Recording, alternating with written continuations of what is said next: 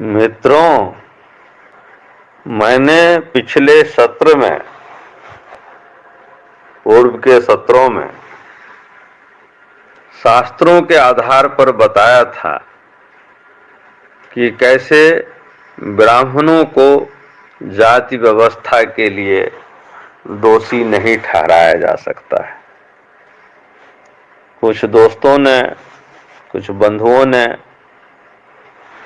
इस पर में कई तरह की जिज्ञासाएं की है। आज इस सत्र में हम लोग इसी पर चर्चा करेंगे। पहली बात तो यह है कि अगर आप इस परिप्रेक्ष्य को देखेंगे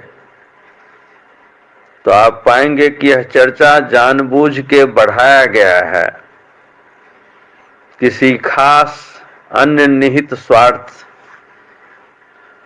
के उद्देश्य से, स्वार्थ सिद्धि के उद्देश्य से लोगों का ध्यान भटकाने के लिए भी किया गया है। यह इसका एक राजनीतिक रंग है जिसको ब्राह्मणों के ऊपर डाल करके ज्वलंत चर्चा से लोगों का ध्यान मोड़ा गया है।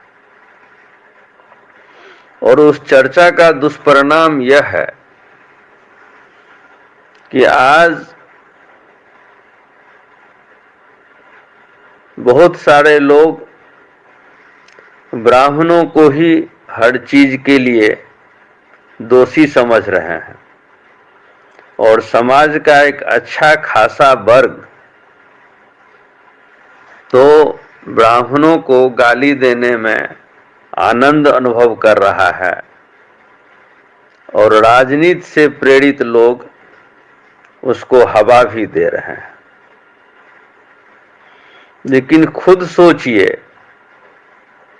कि जिस जाति में विशेषण ही गरीब लगा हो, जब भी कोई पुरानी कहानी सुनते हैं तो यही आता है कि एक गरीब ब्राह्मण था, तो वह गरीब निरीह ब्राह्मण कब इतना सशक्त हो गया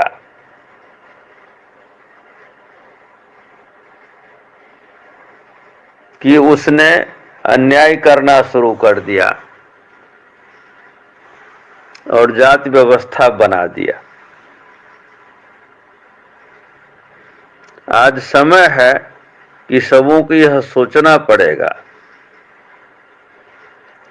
कि किसने यह सब करवाया, कौन थे वे लोग और आज भी कौन चल रहे हैं उसी प्राचीन शोषण के मार्ग से धर्म को व्यापार बना करके। उन लोगों को पहचानना होगा। किसी के ऊपर जिम्मेदारी फेंक देना बहुत आसान होता है। कहने वाले तो ये भी कहते हैं कि देश की सारी समस्या नेहरू के ही कारण है। कोई यह नहीं जानता कि नेहरू ने जब बागडोर संभाली थी देश की तो देश की हालत क्या थी। खैर, वह एक राजनीतिक चर्चा है, उसमें हम लोग नहीं जाएंगे। लेकिन इतना जरूर कहूंगा कि जिस तरह से किसी खास उद्देश्य से नेहरू का चरित्र हनन किया गया, उसी तरह से आज ब्राह्मणों का भी चरित्र हनन हो रहा है। यह देखने की चीज है कि इन सब विवादों से मलाई कौन खा रहा है और गाली किसे मिल रही है। काफी कुछ स्पष्ट हो जाएगा अगर इस पर गौर करेंगे तो, क्योंकि इस सच को कोई नहीं देखता है और न ही इस पर बोल रहा है कि ब्राह्मण तो कभी सत्ता में था ही नहीं। ब्राह्मण तो खुद ही उस सत्ता या उस व्यवस्था का गुलाम रहा है जिसने जाति व्यवस्था भारत में कायम किया, वेदों पर हमला किया, उसे विनिष्ट किया, सनातन धर्म को विनिष्ट किया, उसके मलबे पे एक नया धर्म खड़ा किया जिसे आज हम हिंदू धर्म कहते हैं। ब्राह्मण तो वेदाभ्यासी अगर मान लें तो वेद में तो ऋषियों के नाम हैं अनेक, लेकिन संप्रदाय कोई नहीं है। तो फिर ब्राह्मण संप्रदाय क्यों बनाता? तो वो कौन सी शक्तियां हैं जो सत्ता के पीछे से खेलती हैं, या वह कौन सी सत्ता थी जिसने ब्राह्मणों को ब्राह्मण बना के मंदिर से बांध दिया, दान दक्षिणा पर जीने को विवश कर दिया और हमेशा उनका उपयोग अपने स्वार्थ के लिए किया? किसने ये कथावाचक वाली परंपरा चलाई? आज भी कौन ऐसे लोगों को प्रोत्साहन दे रहे हैं? कौन ऐसे बाबाओं के शिविर में बार बार जाकर के उनके अनुयायियों से वोट मांग रहे हैं? यहां तक कि जेल में जो बदनाम बाबा सब हैं उन्हें भी पेरोल पर छोड़ दिया जाता है चुनाव के समय। तो यह सब तो स्पष्ट ही है, साफ ही ये दिखता है कि हो क्या रहा है। तो जरूरत है उन शक्तियों का असली चेहरा समाज के सामने लाने की, क्योंकि ब्राह्मणों को गाली देने से बहुत कुछ हासिल नहीं होगा। और यह सब करने के लिए लोगों को उस अलिखित इतिहास के पन्नों को भी कुरेदना होगा। सच को सामने लाने के लिए जब वेद से हटके अन्य ग्रंथों जैसे रामायण, महाभारत, पुराण, मनुस्मृति आदि ग्रंथ लिखवाए गए और ब्राह्मणों को चाहे लोभ देके या भय दिखा करके, कथावाचक बना करके उसके प्रचार और प्रसार में लगाया गया। ब्राह्मण अगर इतना स्वतंत्र होता तो एक राक्षस को ब्राह्मण नहीं कहता। अगर ब्राह्मण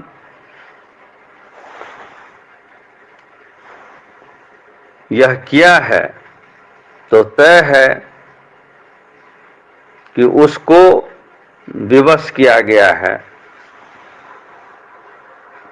संक्षेप में कहने का तात्पर्य यह है कि ब्राह्मण इतने विवश थे कि यह जानते हुए भी कि उनको निशाने पे लिया जा रहा है, कुछ करने की स्थिति में नहीं थी। तो जरूरत है अभी भी उस ताकत को, उस परंपरा को, उस सोच को समझने की, जिसने एक राक्षस रावण को ब्राह्मण बना के ग्रंथों में स्थापित किया। और जब इसमें जाएंगे इन अलिखित इतिहासों के पन्नों में और विवेक से सोचेंगे तो आपको लगेगा कि किसने यह सब किया होगा। कौन आज भी धर्म का व्यापार कर रहा है, धर्म की राजनीति कर रहा है,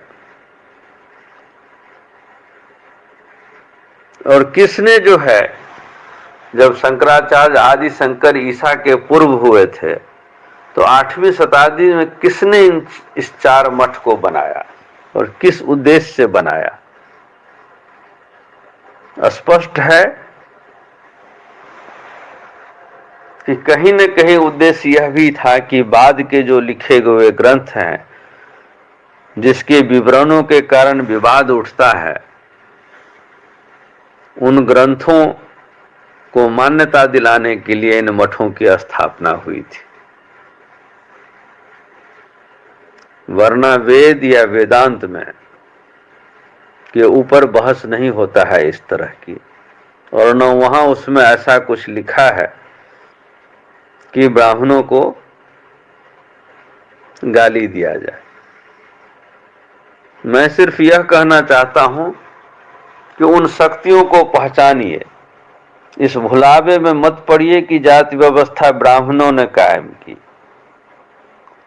इसके पीछे या पीछे से राजनीति करने वाले करने वाली शक्तियां जो समाज में विघटन पैदा करके अपना स्वार्थ सिद्ध करती हैं, अपने लाभ के लिए करती हैं, उन अदृश्य शक्तियों को पहचानना होगा।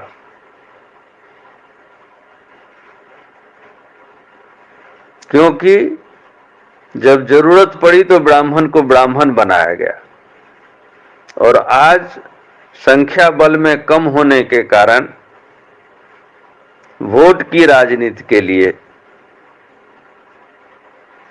ब्राह्मणों को दोषी ठहरा करके किस स्वार्थ की सिद्धि की जा रही है। चाहे जिस किसी भी वर्ग के लोग हैं, मेरा निवेदन यही होगा कि इन चीजों पर में गौर कीजिए, तब आपको पता चलेगा कि असलियत क्या है, और तब आप यह भी पाएंगे कि ब्राह्मण जो सब दिन अकिंचन, निरीह, गरीब और कमजोर तबका रहा है, जो केवल भय के कारण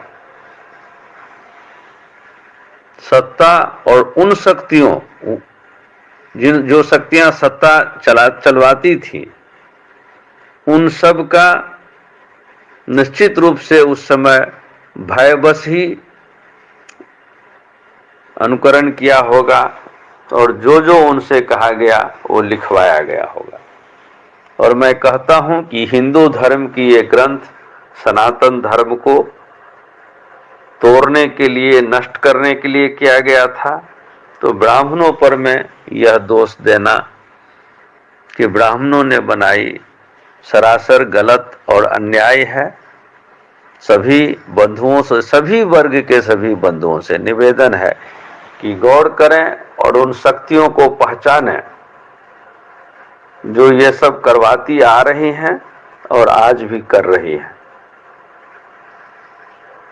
धन्यवाद। गोविंद हरि।